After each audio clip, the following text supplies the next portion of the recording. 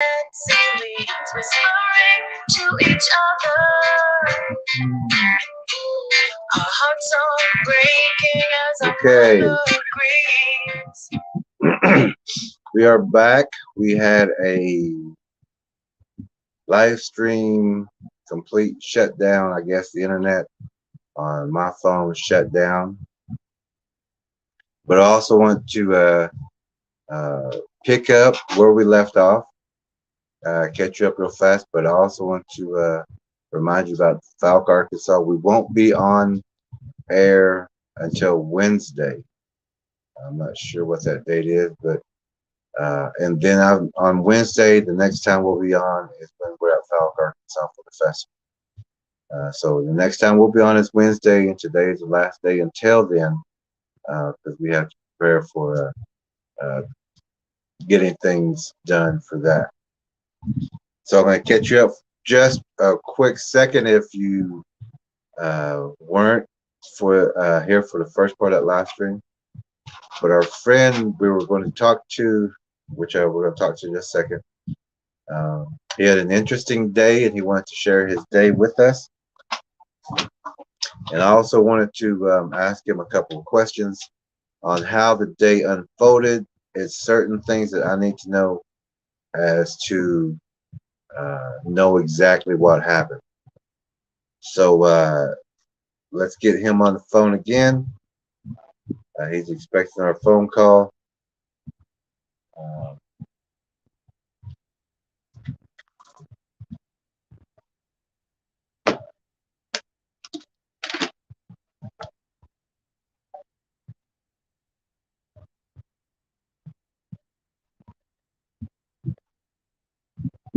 You do want to hear what our friend is going to tell us,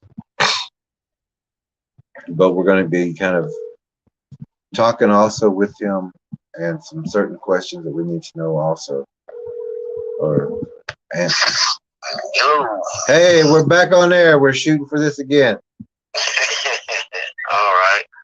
Yeah, it was the whole internet shut down. Everything shut down on this thing. Yeah. But I was. Before it shuts down again, I guess I'll tell the story real quick again, huh? Okay, yeah. But there's some details I kind of want to ask you about the other day, and I'm going to catch everybody up real fast, real quick. Just a few minutes ago, our other chapter friend was talking how his day started of getting up and his friend coming over, in which they were going to do a few things that morning and things didn't work out. So they both decided pretty much the same time to go. Now, were y'all going to go tracking or were y'all going to just view some things? Well, we didn't really go to track. We just kind of went looking for some places maybe we could kind of camp and track in the future, so. Okay. So your friend, just kind of a day, part of a day out driving around and kind of scouting, Good. Sounds like a great day. So you're heading up, and is this where this what we're going to talk about? Was this your first place that you went to, or were you already looking at other places, or? Oh yeah, it was pretty much the first place we went to. Okay, so y'all both decided it was time to go, and y'all went directly there. We decided to. Well, we were here at my house, we trying to fit some more things into the day, so we decided to go ahead and go do that real quick, and then we could, have the rest of the day to go do other stuff. But our little trip there didn't last very long because, like I said, that storm moved in. So. Okay, yeah, I was going to see if you could pick up from where you left your house and you're heading up into the location. Okay. All right. Yeah, it's a pretty good little drive and we had a little pickup's kind of quiet, so it is a good vehicle for scouting, not making a lot of racket going down some of these roads, but we we decided to pull in this one camping area and check it out.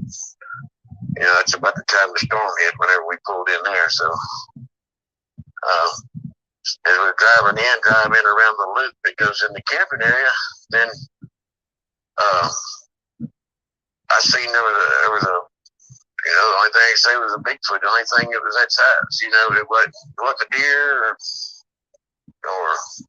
a bear or anything. When I seen it, it was laying down. I seen it get up, and then it just took off in the woods like a streak. You know, it was probably in his camping area. There was, you know, it's kind of open the way they keep it clean, but he was just in the open area, and then behind it, just a couple of feet was the heavy wood line, you know, and going back down into the swamp and all. And as we're looking around there, you know, there's 2 other tents in there and 2 campers in cars, and we're just looking around. I found where he was laying at, and that spot was, you know, it's still kind of warm and it was dry. So he was there before it rained, and then, you know, it got wet around it. It wasn't wet where he was laying, so he was there before the rain anyway.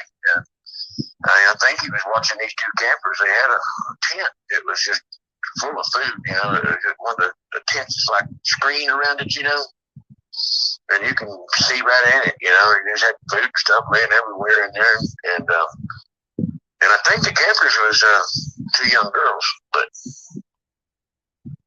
we just kind of went on about our business, you know, and never said anything to them about it, you know. But yeah, that was a little something that we was thinking about, wondering about, you know. But he could have been watching them. And when we come out of there, we were going to go to one other place, but we just decided not to go to that because the rain and all was getting so bad. Usually the roads get kind of bad, so we weren't going to try that and maybe get stuck or whatever in the woods. And then so we turned around, come back out of the woods, and going up the highway, you know, the blacktop highway, and you know, you're going along here, and all it was this turkey hen appeared in front of us, and we hit it, and we turned around, went up a little bit, turned around, come back. Then I got out, looked at the turkey and everything. It was, you know, of course, it was a roadkill, you know, kind of bad. But the little tom turkey, he was standing there looking at it, you know. He acted like he wasn't scared of me, but he kind of flew up in the trees there and was watching. So I picked up a few feathers and kind of gave an offering and said a little prayer, you know, and then, you know, we kind of went on about our business, you know. But yeah, it's kind of on that story.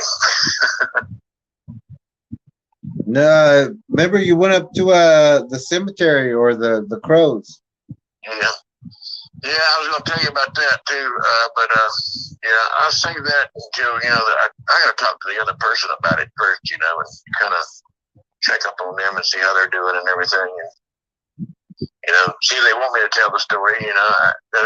We probably made, you know, or I probably made a few mistakes, you know. I usually go do all this stuff by myself, you know, and do things the way we're supposed to, but, you know, they very seldom ever take anybody else, you know. They may not want me to tell that part on them yet. Well, from everything that I know about spirituality, that you were put there today and your friend was put there today so that y'all could help those people up there. Yeah. Because no other, I was going to say, because no other people would be looking. You're a tracker. No other people look for the things that you look for. Yeah. No, and that is proof right there, knowing that these people were being watched all day and didn't know a predator, a Bigfoot predator, was watching them. But it took someone like you know, a tracker who sees and looks for different things. But these other people are not aware. A lot of people are not aware of how close these Bigfoots are, and how far were the Bigfoots from these people? Probably about 50 yards. About 50 yards, and they were in the, you said the east? Yeah, he'd have been east of them, so this was about midday, so. And the grass was dry where it left. Yep, where it was laying at, the grass was dry, so I know you've been there for a little while, you know. You know, But the spot even, you know, where he was laying at was still kind of a little warm too. Yeah, it left only because you were there. Yeah, when we drove in there, ran him off. Yeah, and you saved some lives today, I guarantee you. Those people didn't know they had a predator 50 yards, 50, you know, just right close to them. Yeah. That was watching them. Oh my goodness. Yeah.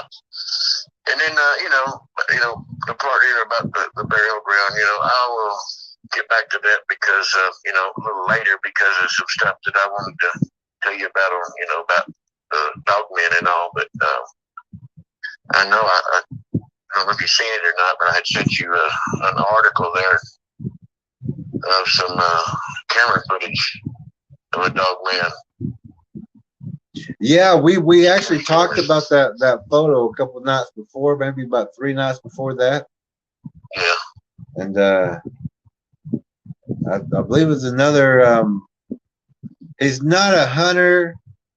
He's not a tracker. I would just call him like a warrior, I guess you would say. Yeah. But he was talking about that same photo about 3 nights ago. Same what you're talking about. They've been putting it around. That was, I guess, that was the security cameras at the Amarillo Zoo, and it was the security camera picked it up. And it was like outside the fence of the zoo. So, you know, and I think in the article they claiming it was a chupacabra. You know, but you know everything we know about chupacabra, it's standing. You know, it's on 4 legs. You know, it don't stand on 2 legs. Yeah, and there's been a lot of attacks around the Dallas-Fort Worth area that a lot of people don't know about. Yes. Also, all of these cities, you know, and all these towns, you know, they're kind of spread out, and there's like little spots of wooded areas all around town, you know. Plenty of places to hide. Yeah. About these campers that you seen up there, were they in like a paid campsite area, or was it like a off to the side roadside stop kind of area? Yeah, it's a paid camping ground. Okay. Yeah, it's a couple of bucks, I think, a night to camp in there. Is it like a crowded area, or is it like a single? It's pretty big. Yeah, I guess the whole open area for camping is probably about 4 acres. How many people were out there, do you think? Just them two. And just them two, and they were in separate cars. Oh my goodness. After we made our little round of looking, it looked like they was packing up to leave, so well, that's good. Packing up and leaving. That's good. Yeah, they didn't know. A lot of people don't know that, but we do give that information in the DVD of ambush areas and sites and places you got to watch out for, what to look out for. And I'm just glad it was you who was going by, you know, at that exact time and exact, you know, part of the day. And we may, I was talking with another guy, and I don't know, here in the next month, probably we may give like a little class for people, you know, what to look for, you know, and just something about safety, you know. Oh, that's good news. That's good news. And you know, so many people, they just, okay, they're going to go to the woods and they're going to go camping and everything, and they just sit there and one thing, and, you know, making a lot of racket. They're not paying attention to what's going on around them. And these predators, walk right in, and you know, whenever they close and zip that tent up, they got that fire out there, not knowing these things are real. These things are in their camps and their tents, dragging them down mountainsides in their tents. Yeah. I've got report after report of people being dragged in their tents. Yeah. Yeah, people being dragged up in their sleeping bags, you know? Yep. That too. But the big, I don't really know what to look for. You know, that's, you know, I guess you could say the man's kind of lost their survival instinct. You know. yeah. But also in that DVD, we instinct, you know. Yeah, in that DVD, we give people all the information they need.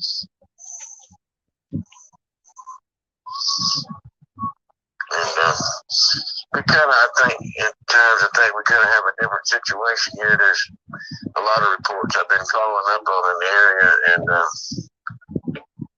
through the deer hunting season, there was a lot of the deer hunters that have been having some strange experiences, you know, and been seeing things, and just a lot of activity that we haven't had.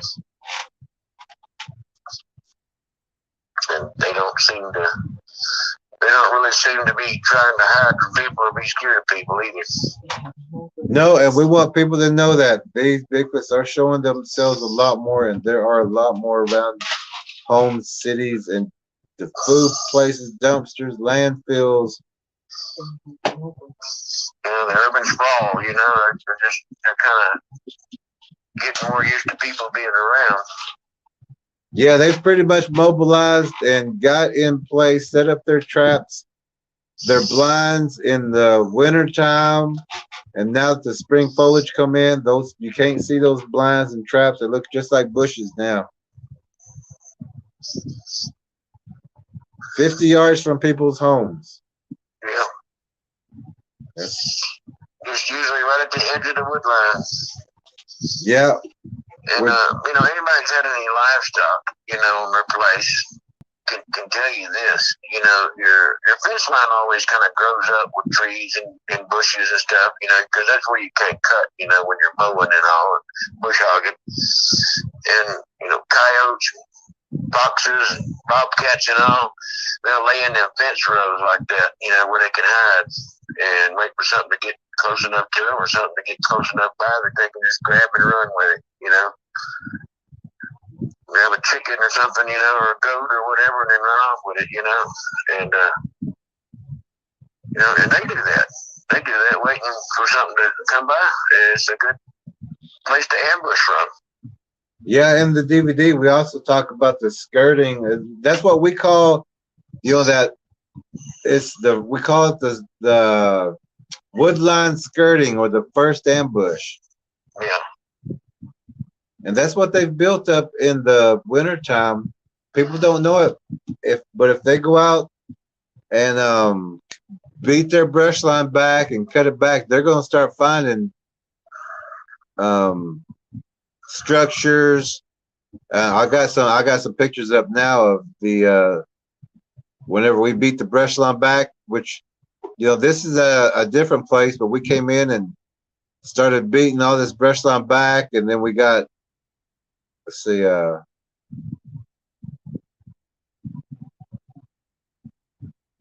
we got, you know, the bows, the bends, the brakes. Yeah. But yeah, people just don't know what to look for, and we've already had an increase in drownings. We're at the time right now. This time is when a lot of missing women go and females go missing. Yeah. And if there is any, you know, any women going camping or hiking or whatever, they shouldn't be going alone. No. And somebody needs to be armed anyway. Yep, everyone take a weapon with you when you go out into the woods. And most of the times, you're not going to find bears and cougars of what we always think. Not now, in a way. if you got Bigfoots in those areas, they've already ate the bears and coyotes and all that. Most of the time, like the black bears we have here, you know, they're pretty skittish. You know, they're not dangerous or anything. You know, usually when they see people, they run. You know, and a lot of times the cougars do too. Bobcats, you know, they don't. Yeah. They don't mess with people. You know, they're gonna run when they see you. They're pretty skittish. Yeah, they don't want to be shot at. Yeah. And they don't want to be eaten by Bigfoot. They realize people is armed because most of the people that they see in the woods are going to be hunters. Yeah. Well, they don't want to be shot by people, and they don't want to be eaten by Bigfoot, so they're kind of in between. They just run from everything. Yeah. Pretty much every animal out there does. Deer, everything. Yeah. See a lot of people that have video footage, you know, at their from their game feeders, you know, they have their trail cameras or something. They have deer that gets excited and runs off, you know, and you know, you don't know what it is that scared that deer and made that deer run off. Never get any footage of it, you know. Yeah, and also in the DVD, we talk about the traps that the Bigfoot set whenever they use animals, like, and we were talking about they'll even use turtles. They'll throw turtles. They'll put turtles out in the road, get people to stop to, and these are all traps that they set for those isolated cars. But that's in the DVD also. I mean, plus a whole bunch more, but.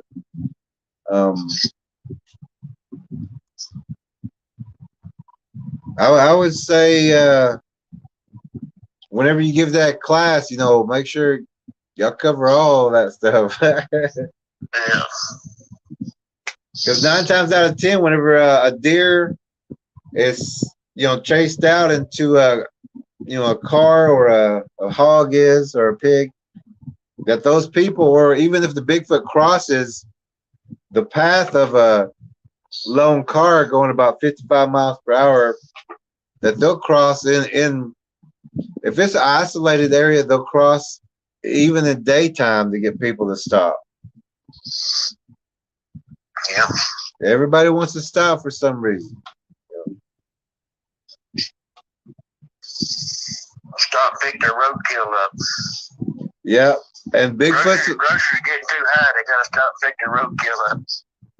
And Bigfoots will wear hoodies too, and people have fell for that too. Pulled over with a juvenile and that's wearing a hoodie, and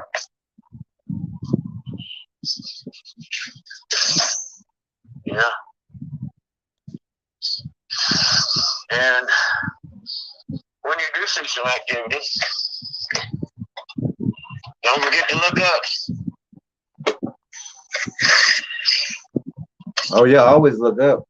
They will be in the trees sometimes. Sometimes they're bigger. I mean, just as big as the trees, like those 25-footers or 20-footers. Yeah. I'm not the only one though that's seen this. And years ago when I seen one, but seen a nest in a tree. A what? A nest. Yeah. You know, huge nest.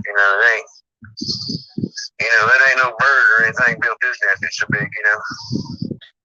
Yeah, this one area we were observing, we just cut down almost all the limbs out of a tree because there was a blind when it's watching this area. So we climbed up and cut it all out.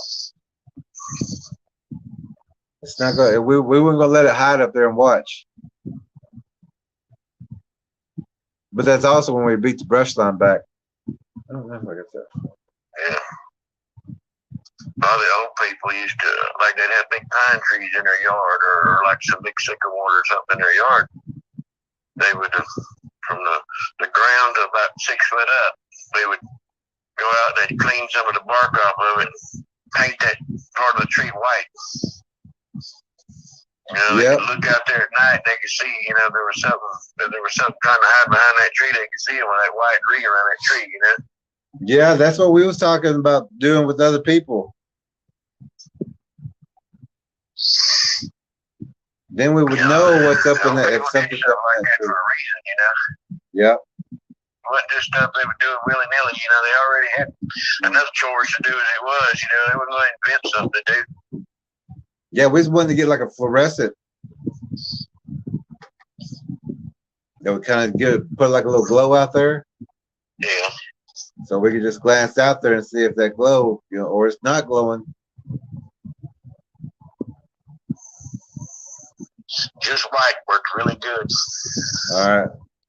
You know, and because the white's going to reflect the light. You know, you have a light. You know, if you're shining a light from the, say, like from the door or out the window or something, or if you're just looking out, you know, and then the natural light out there. You know, if there's anything there, you'll see it on white.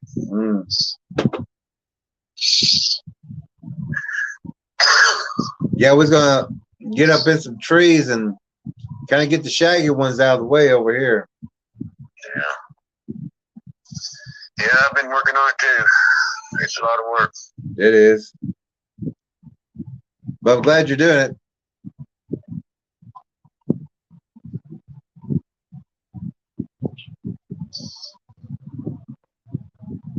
Yeah, I'll have some more stuff to come. I just I gotta talk with some others and all first, and then you know, have some more stuff. Do a little more research on it, you know.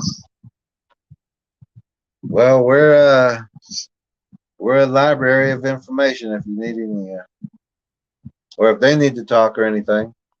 Yeah. We can teach them about the mind protection techniques and things like that.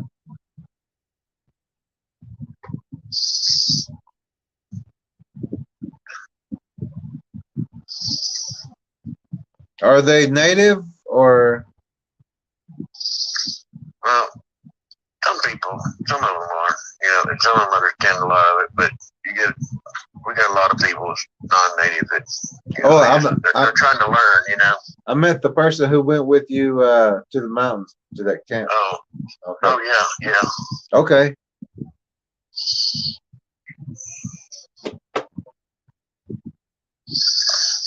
Yeah, we get a lot of people that want to learn, you know, and I'd rather see people that wanted to learn than I had people that's just going to come out and not learn anything and just try to debunk everything, you know. Yeah.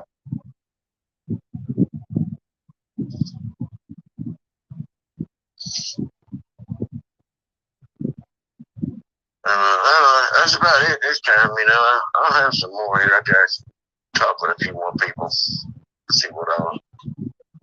Oh no, this was great information, because the topic or the lesson after this is about spirituality, a family's love and deterring, and just the things that you did today is part of that spirituality, and because it was you who went there at this certain time, and it was only you who was able, by being who you are, to see and get the Bigfoot to leave because you spotted him. Yeah.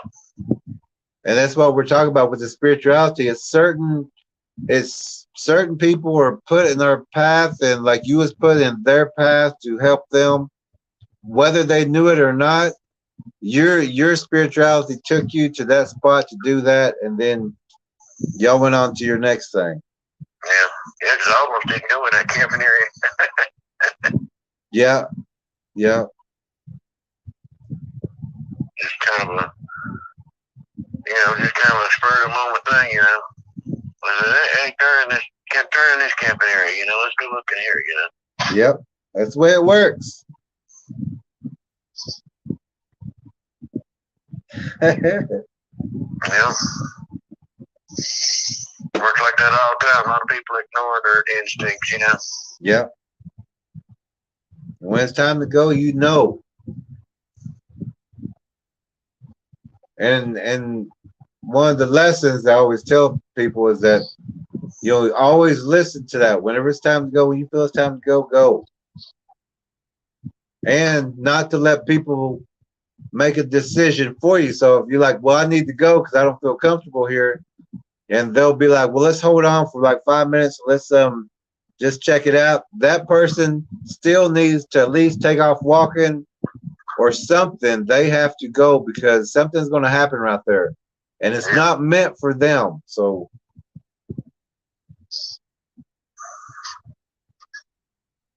but I'm glad y'all were there because it was no one else could have done that but y'all. Yeah. But we'll get back with you, and we'll check in with you tomorrow too, for sure. All right, then. Hopefully, you can get with that person and see if we can't, talk or discuss, or maybe they might want to come on also and tell us, about what they felt and things like that.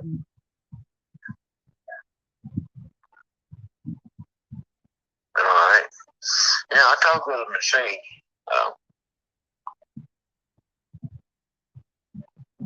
Yeah, because we could help with. He may not know how to protect his mind when he's out there. Yeah, certain things we gotta do. Yeah, yeah, sure. But yeah, I'll check it. I'll check back in with you tomorrow night. All right, then. Great talking to you. All right. Right here later. All right, later. Bye. That was a tracker. Let me go through these comments real fast. David Bauer. He says, hello, Jerry. Oh, David, Sleeping Bear. Okay. There's Malcolm. Everybody saying hello to each other. Bigfoot Anon says, hey, man. Malcolm says, sorry, I missed the introduction. Who's the guest? That was Tracker S from Louisiana. I think you know them, Malcolm. I mean, you should. But that's who was on. And Malcolm says, most definitely, those gut feelings will save your life. Yes, they will. Listen to that spirituality. It's there to do exactly that. And so I want to run through a few things that's also not in the DVD. But all these things that we're going over right now are if you get the DVD, watch it, you'll understand more of this. But I'm going to break it down as I would to explain to pretty much anybody. But there's so much information on the DVD that we was not able to put all this. And if you've been watching for the last couple of days, you've learned quite a bit more, but a lot of that was the beginning part of the advanced part. Joe Blow says, hello, Jerry, driving home again from work. Hey, Joe Blow, great hearing from you, as always. And Malcolm says, okay.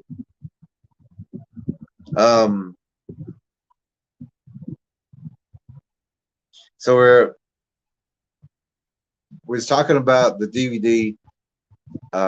It has so much information in it for you. Also, all the information, it's all over the world, hieroglyphs, manuscripts. We've got over 100 and something videos that you can go back and watch. And those actually start from like baby stepping as we were beginning with a lot of people, or buy the DVD and come up to here and understand exactly what we're talking about. Understand more than a researcher, and understand more than even the people who wrote the books and made the movies. You'll know more than them, and you'll see that they didn't know what they were doing, and you'll also see that they have gotten people hurt. Malcolm says hello, Joe. Um, so we're talking about record these live streams if you can, um, because after 10 live streams, they disappear. They can only hold 10. So all the information that we give you, if you're not watching every time we live stream, which next time we're gonna live stream is Wednesday night, and then the time after that is gonna be at the Fouke, Arkansas Festival. But if you're not watching every live stream every time it comes on, then you're losing that knowledge that we share here. Um,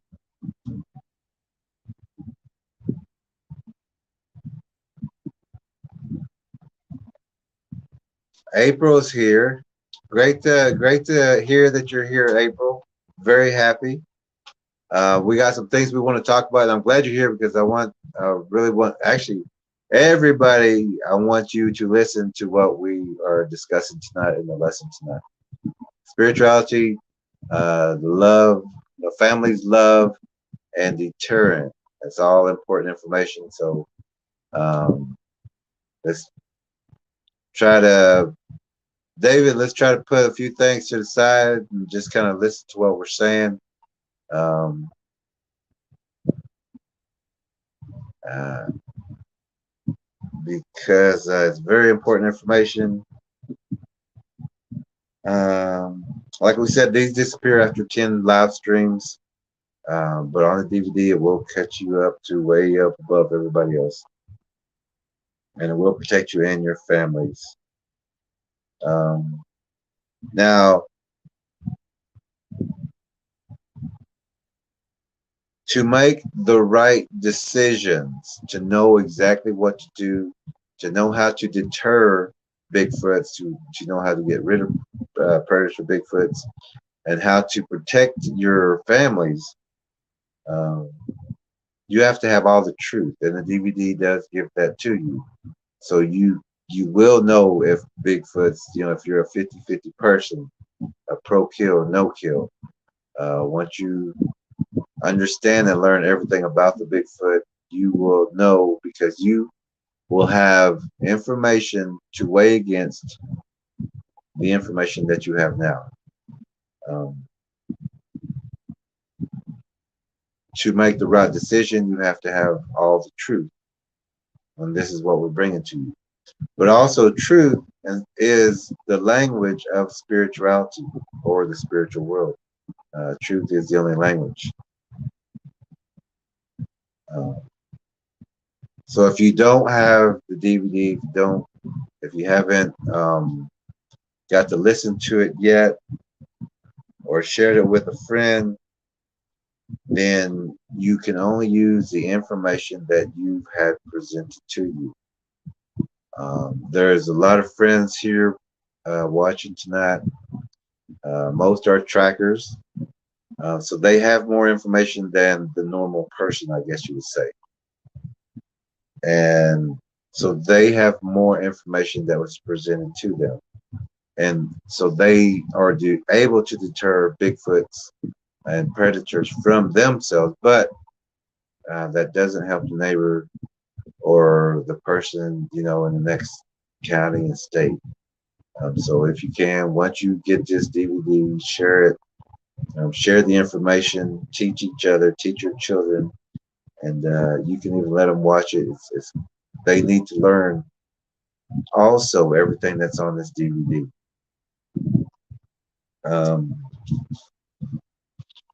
So we're talking about spirituality also, but we're also talking about how way we can use spirituality in the field when you're tracking Bigfoots.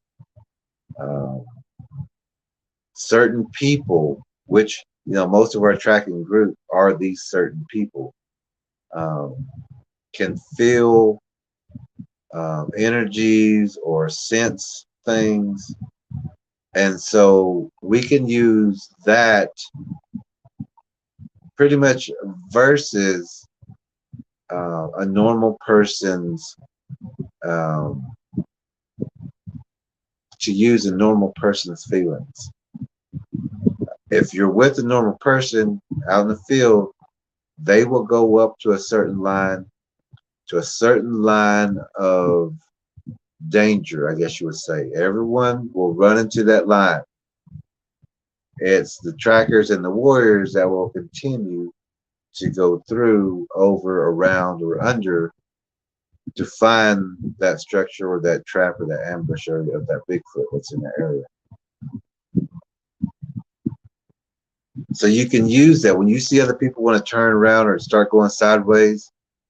You have to remember that the Bigfoot paths and the ambush areas are always diagonal to wherever your pathway is. A Bigfoot path will be diagonal. Wherever that game path is, that Bigfoot path will be diagonal. Nobody looks for the diagonal paths. They're looking for straight paths, blocks, even curves, but they're not looking for a diagonal.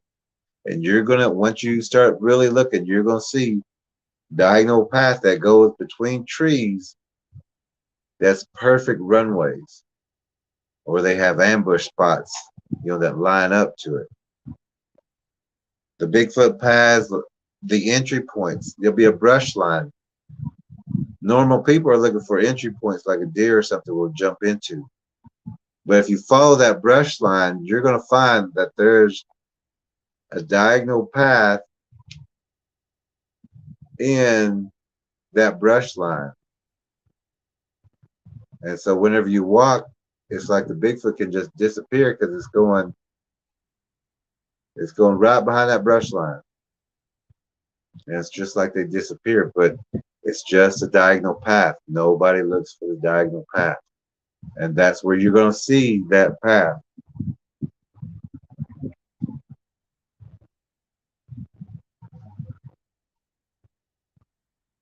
Also, you can use that because whenever those people, or whenever you have that feeling to turn back, that's also when the warriors know, use this time.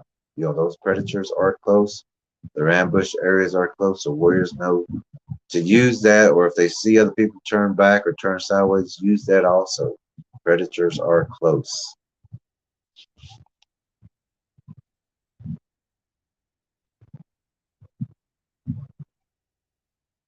Now, a family's love. A family's love is not taught on TV.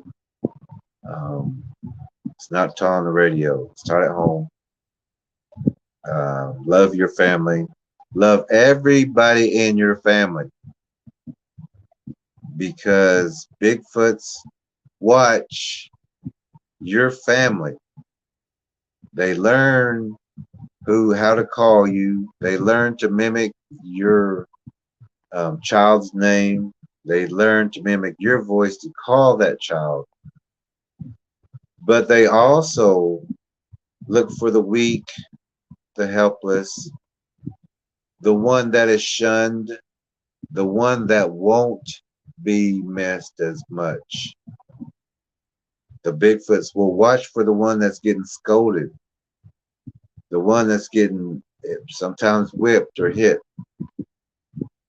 When the other person comes in and yells at that child or that person, it may be what you may think a disobedient child is, but this person has always been abused and attacked.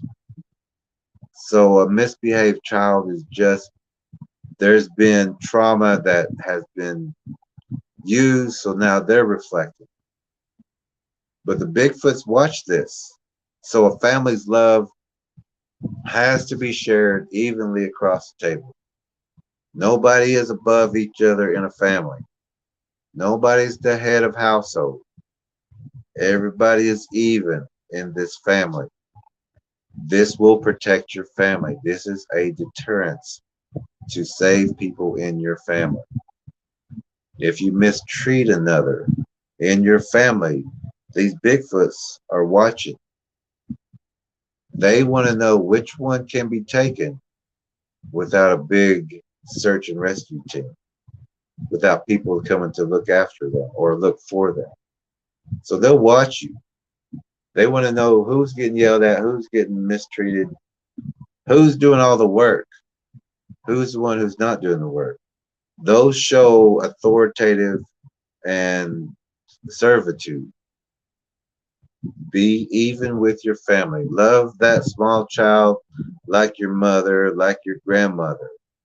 Everybody has to be treated with respect and loved, or these Bigfoots will start trying to single that person out. When a person is abused, scolded, talked back to, yelled at, shunned, it's time for isolation, because that's a secure place. That's where people feel more secure. If I just kind of back off, I won't get yelled at as much. Let me go to my room, let me hang out with friends or just anywhere really. There's also another place that people who get abused, but we don't have to do that, but they will also look for the forest. They will always look for parks. They will look for peaceful places where nobody's at. These predators always also watch that. They will follow you. You're not going to just leave your house and go 200 miles per hour. You're going to drive a normal route. They're going to follow you. They're going to start wanting to communicate with you, wanting to mind speak, leave gifts. They want to communicate. They want to communicate with you because you are the ones who are not getting the family's love. And if you're not getting the family's love, the Bigfoots know that, and they want to use that to get to your child, to get to a loved one, to get to a grandparent.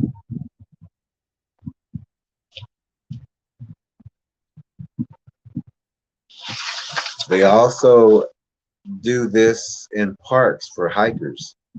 When people leave that child or that hiker or that grandparent back, or even as a hunter, if you leave your grandparent on a place to sit and you go to another place, you're still leaving that person out in the woods. And the Bigfoots take that as, this is food, this person is left here for me.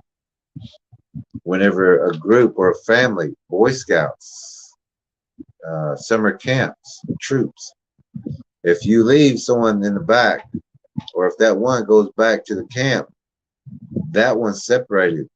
That one's going to get taken. Always keep everybody together. Show the respect to the entire family. Keep everyone together and safe. This is a deterrence from having Bigfoots even follow you back to your home. If they see that mistreatment, they don't mind going back and following you. There's a chance that you're not going to miss that person you're mistreating.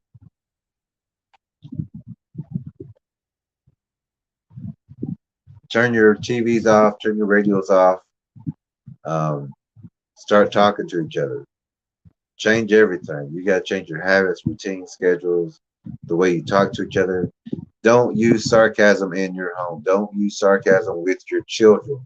Don't let your children use sarcasm against each other. Bigfoots watch this. They're in cities, they're in towns, they're at the garbage areas, the trash dumpsters, fast food places.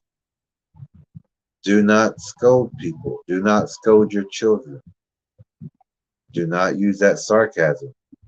Society tells us that's funny. That's a way to communicate, but it's not. That's to divide your family up. As a friend was talking, to divide the family, that's the chink in your spiritual armor. That's your family is a threshold too. Your love is a threshold that will keep you safe. But when you break it open, you chink it open. When you don't give love to the entire family, you break that chink open. That's an opening. That's an opening for a predator.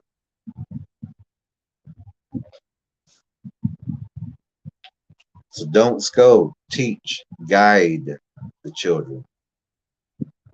Everybody wants to be taught the right way. Use a nice, even voice. Don't yell. Don't get a high frequency. Bigfoots know, and Bigfoots are watching for all this.